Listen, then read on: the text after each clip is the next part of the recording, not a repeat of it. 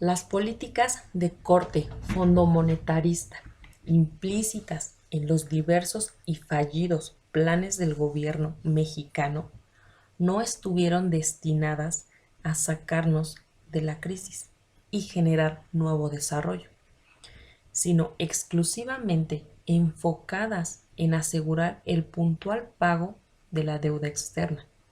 Eso por un lado. Y a facilitar el ingreso del capital extranjero por el otro, a fin de acelerar la explotación y enajenación de recursos naturales en su beneficio. Visto así, para la banca internacional, para el Fondo Monetario Internacional y para el gobierno de los Estados Unidos de Norteamérica fue un gran triunfo, mas para el pueblo mexicano fue su más grande derrota, demostrando así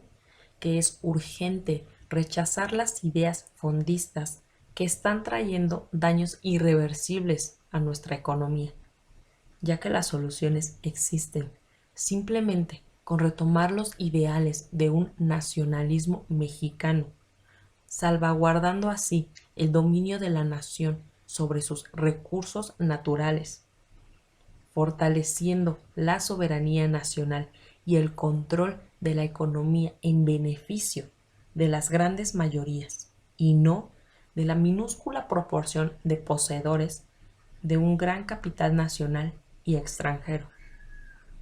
De igual forma, es indispensable asumir una posición de política externa mucho más firme y menos sumisa que la seguida en el último sexenio, a fin de recobrar la postura internacional digna y fuerte ante presiones del exterior, entendiendo así el fondomonetarismo neoliberal como el conjunto de medidas de política económica instrumentadas en un país endeudado como resultado de un acuerdo internacional suscrito entre el país en cuestión y el Fondo Monetario Internacional, a través de un documento conocido como Carta de Intención. La característica de dicho convenio es que debe ser aprobado y supervisado por el Fondo Monetario Internacional, por lo que difícilmente sería posible que se aceptaran cláusulas que no vayan acordes con los intereses de los países ricos, sus bancos y sus empresas. También se caracteriza por implicar ajustes a la economía, las más de las veces sacrificando el bienestar de las grandes mayorías, con lo que resultan ser impopulares. Estas políticas tienen su origen en las viejas corrientes del pensamiento económico neoclásico, que tuvo su auge el siglo pasado, y cuya esencia consiste en retomar las ideas de Adam Smith, considerando que las leyes de la economía se rigen por fuerzas naturales, obedientes de leyes divinas, y una mano invisible,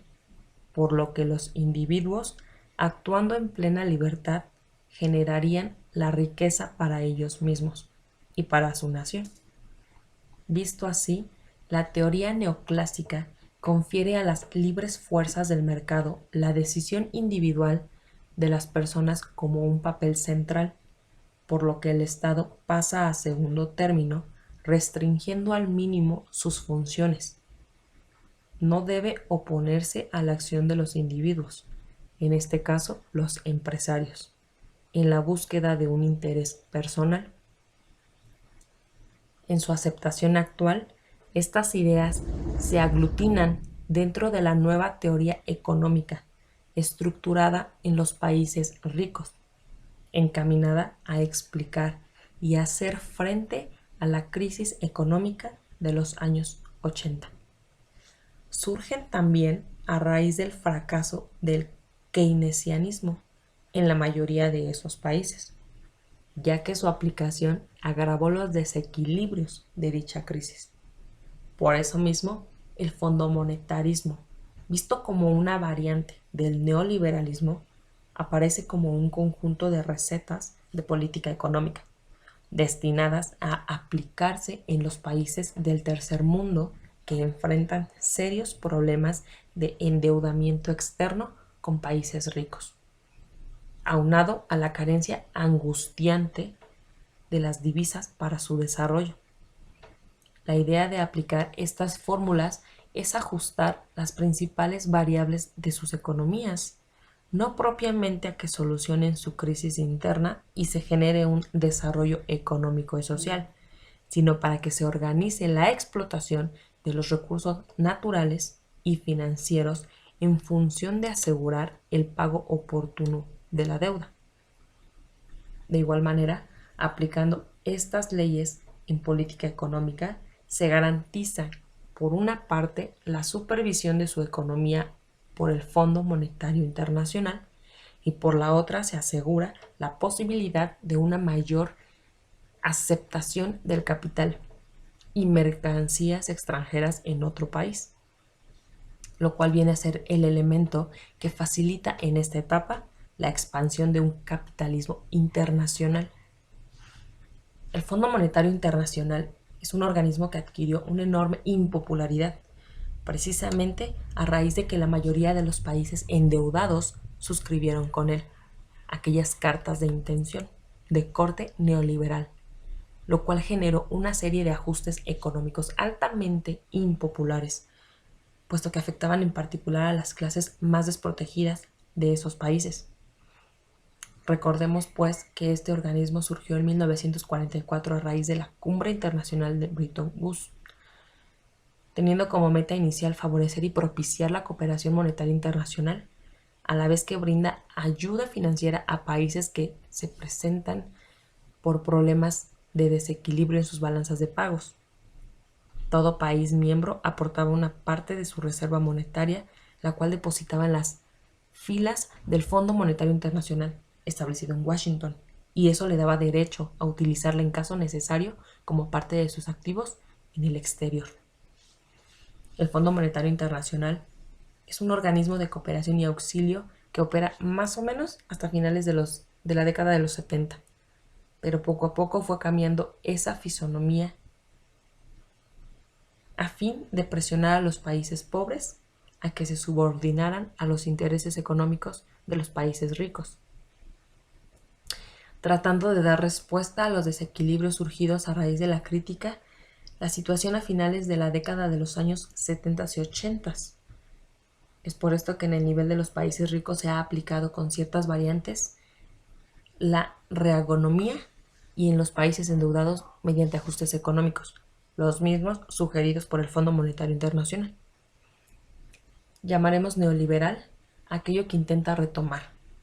ideas clásicas y neoclásicas del siglo pasado, de la no intervención del Estado, y adaptar sus conceptualizaciones a la crisis mundial,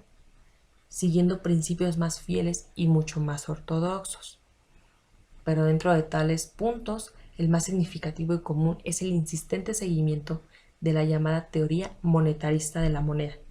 que le atribuye el exceso de dinero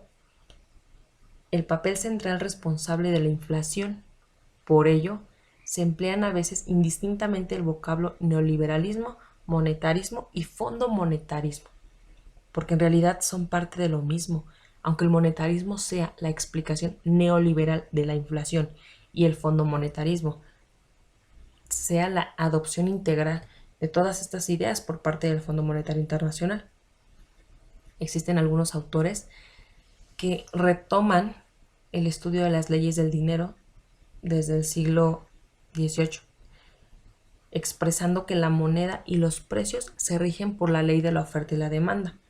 de tal suerte que si la oferta monetaria aumenta considerablemente, habrá dinero en exceso y consecuentemente los precios subirán, y viceversa, si la oferta de dinero es baja, no habrá capacidad de compra y los precios bajarán,